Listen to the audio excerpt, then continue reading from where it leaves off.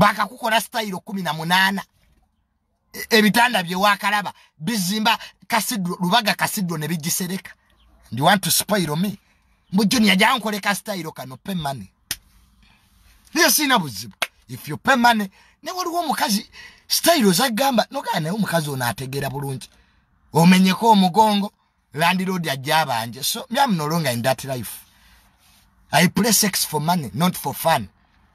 This year I'm doing 2 things, coming and going. Atena mwe tuchawa ne mutu esibako. Okay, no njogede na mu bantu nga bwe wandia. Okay, you ate me. Aha. Wandia. Okay. Okay, you ate me. Now what? Don't go. Wemba nakulia sirika. Kati nina balala. Ne wancha we myake ina. Onsanze mokubo. Otai. Junior, do you remember me? There's a girl you ate on Masagali Road. Don't be stupid. Just know there is end. Every sentence has a full stop. Omuntu wabaku chai genda kubirala. Ni mu twesibako bwonkubira obusimu. Bwone wamadonzera nkutumiddeko nnyo mama America.